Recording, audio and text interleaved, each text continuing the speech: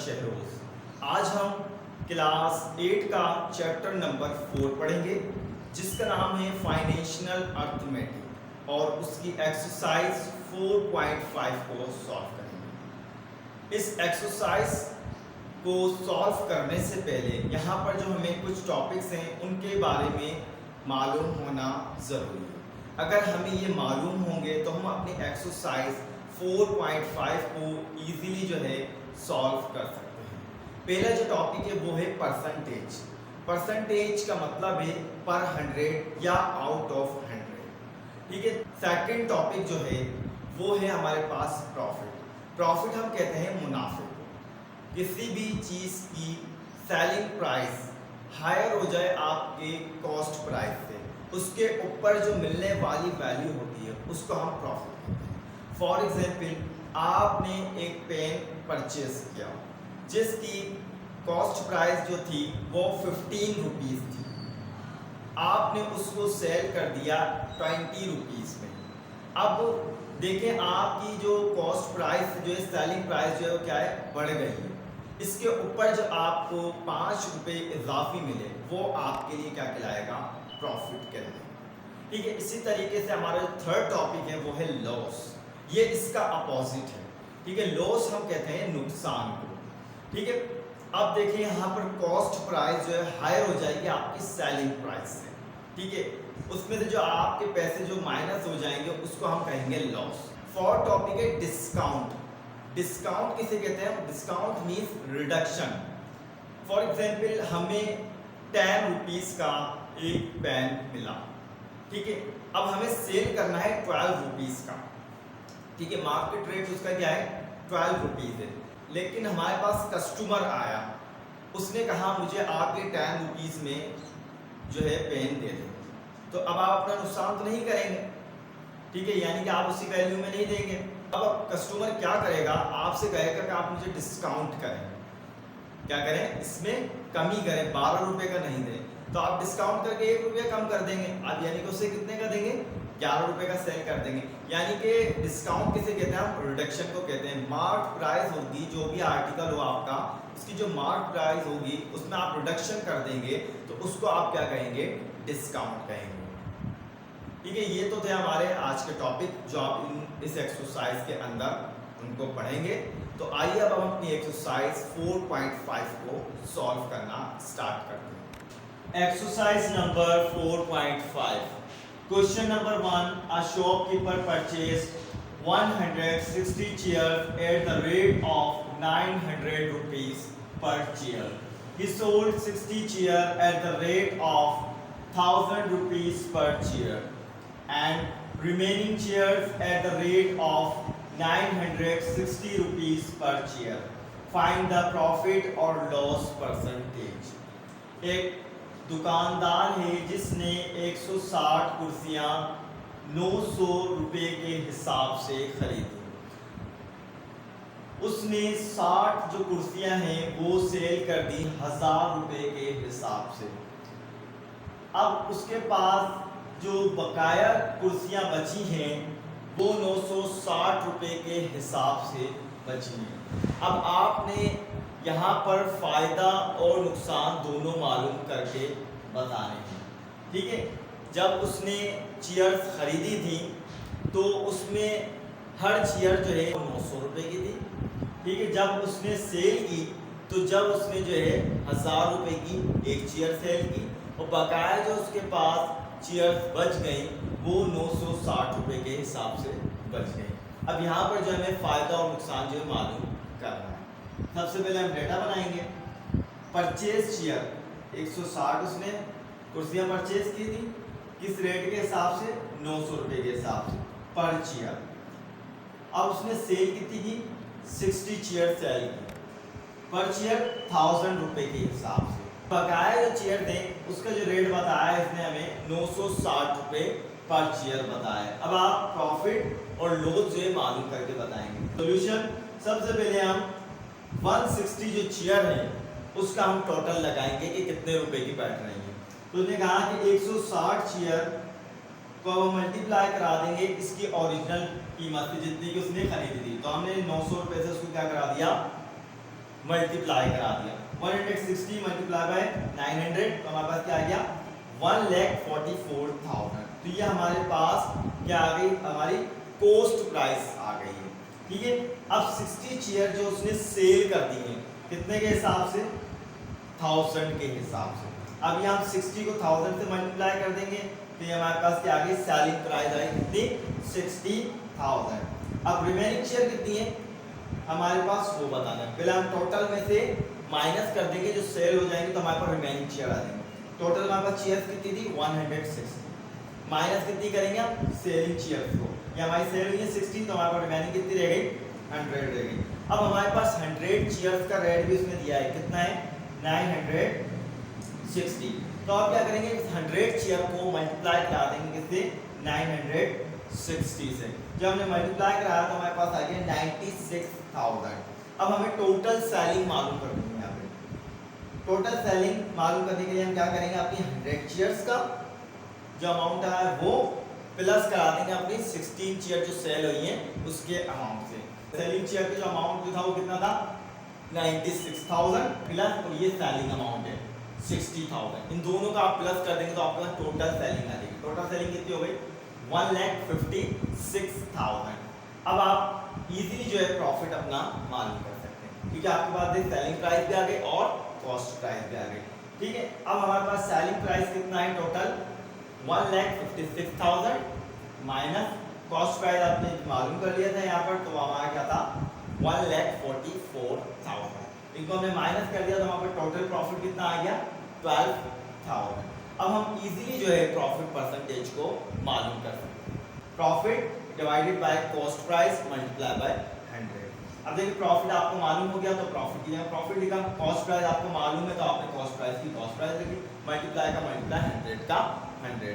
अब हम क्या करेंगे, इनको 12,000 को 100 से मल्टीप्लाई करा देंगे, जो वैल्यू आएगी उसको हम जो क्या कराएंगे 1,44,000 से डिवाइड कर देंगे। जब हमने इसको डिवाइड कराया तो हमारे पास जो आंसर आया वो आया 8.33 परसेंटेज के अंदर हम इसको लिख देंगे। ये आपका क्वेश्चन नंबर 1 कंप्लीट हुआ। तो आइए इसके बाद के जो क्वेश्चन है उसको हम सॉल्व करते हैं।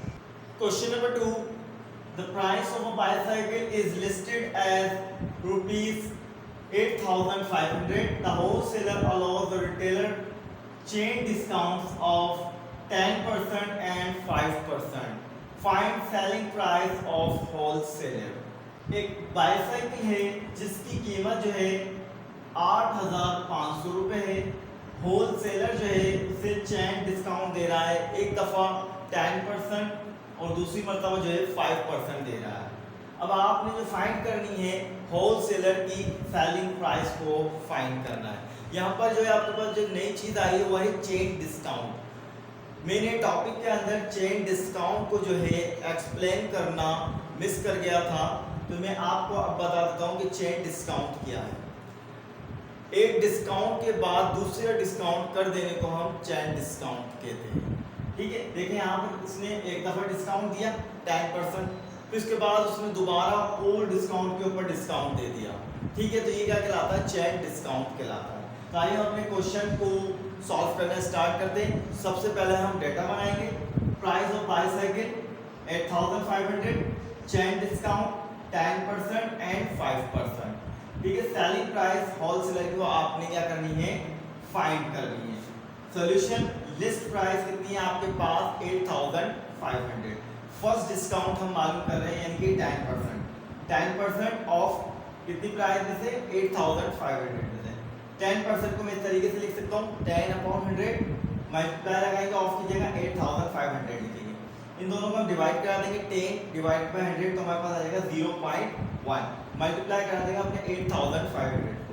जब हमने इसको मल्टीप्लाई कराया तो हमारे पास जो फर्स्ट डिस्काउंट आया वो कितने रुपीज़ का आया 850 रुपये का आया। ठीक है, इसी तरीके से first selling price is equal है list price minus first discount.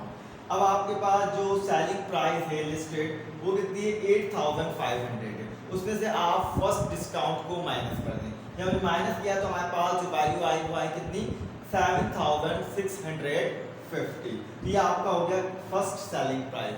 अब कस्टमर ने उन्हें कहा कि इसके ऊपर और डिस्काउंट करें, तो यहाँ पर जो है होलसेलर ने 5% और जो है क्या कर दिया, डिस्काउंट दे दिया। तो अब ये चेन देखिए बनती जा रही है, ठीक है। पहले 10 दिया, फिर उसके बाद उसने 5% और दे दिया। तो हमने जो है फर्स्ट सेलिंग प्राइस यहाँ पर मालूम कर ली। अब सेकंड डिस्काउंट मालूम करते हैं।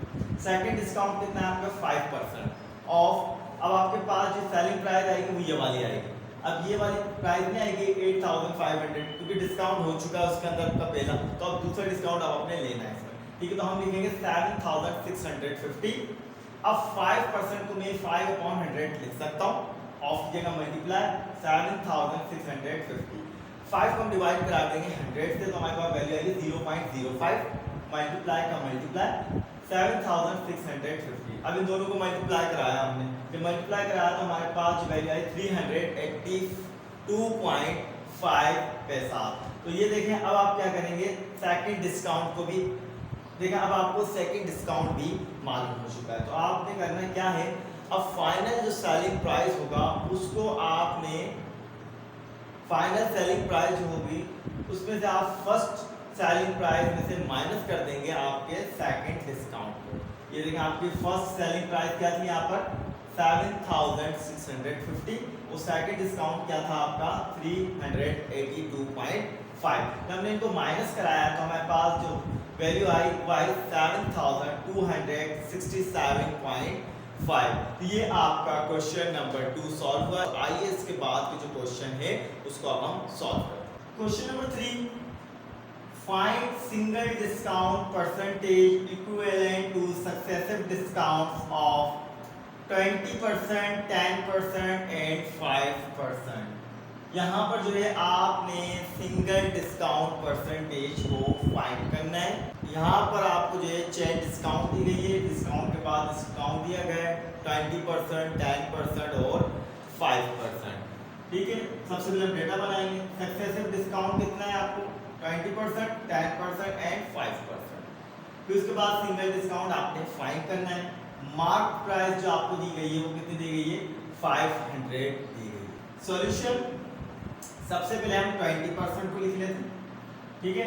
20% को मैं इस तरीके से लिख देता हूँ 20/100 मल्टीप्लाई का मल्टीप्लाई ये मार्क प्राइस, ठीक है। ये देखिए 10% है तो मैं इसको 10/100 लिख सकता हूँ, मल्टीप्लाई ये मार्क प्राइस। अब 5% है तो इसको मैं 5/100 मल्टीप्लाई ये मार्क प्राइस हमारी, ठीक है। अब देखिए मैं 20 को 10 से डिवाइड कराते तो 0.2 मल्टीप्लाई का मल्टीप्लाई 500 का 500। 10 को 100 से डिवाइड कराते हैं 0.1 मल्टीप्लाई का मल्टीप्लाई 500 का 500। 5 को हम 100 से डिवाइड कराते हैं तो 0.05 मल्टीप्लाई 505 का 500। अब हम 0.2 को मल्टीप्लाई कराएंगे 500 से तो हमारे पास जो वैल्यू आएगी वो 100 आएगी। 0.1 को हम 500 से मल्टीप्लाई कराते हैं तो हमारे पास 50 वैल्यू आएगी। 0.05 को मल्टीप्लाई कराते हैं 500 से तो हमारे पास वैल्यू क्या आएगी 25। तो अब आप क्या करेंगे, ये जो आपको 3 डिस्काउंट्स दिए गए हैं इन सब का आपने क्या कर लेना है, टोटल कर लेना है। Total discount 100 plus 50 plus 20। जब हमने इन सबको टोटल किया तो हमारे पास टोटल डिस्काउंट कितना है 175। अब आप सिंगल डिस्काउंट इजीली क्या कर सकते हैं, फाइंड कर सकते हैं। सिंगल डिस्काउंट इज इक्वल है discount divided by mark price multiply by 100। अब ये देखिए डिस्काउंट कितना था आपके पास टोटल, वो था 175 डिवाइडेड बाय मार्क प्राइस कितनी है आपकी 500 तो 500 मल्टीप्लाई का मल्टीप्लाई 100 का 100। अब हम यहाँ पे क्या करेंगे 175 को 100 से मल्टीप्लाई करा देंगे 500 का 500। जब हमने 175 को 100 से मल्टीप्लाई कराया तो हमारे पास क्या आ गया 17,500 डिवाइडेड बाय 500। जब आप इन दोनों को डिवाइड करा देंगे तो आपके पास जो वैल्यू आएगी वो आएगी 35 और इसको हम किसमें लिख देंगे, परसेंटेज के अंदर लिख देंगे, ठीक है। तो ये हमारा क्वेश्चन नंबर 3 कंप्लीट हुआ। इसी तरीके से आपके मज़ीद और भी क्वेश्चन है वो आपके लिए होमवर्क है, आपने उन्हें इसी पैटर्न से सॉल्व करना है। आज हमारी क्लास 8 का चैप्टर नंबर 4 जिसका नाम है फाइनेंशियल अर्थमेटिक, उसकी एक्सरसाइज 4.5 कंप्लीट हुई। अगर इसमें आपको कुछ भी समझ में ना आया या कुछ भी प्रॉब्लम हो आप हमें कमेंट सेक्शन के अंदर जाकर कमेंट करके मालूम कर सकते हैं। जब तक के लिए मुझे इजाज़त दीजिएगा। अल्लाह हाफिज़।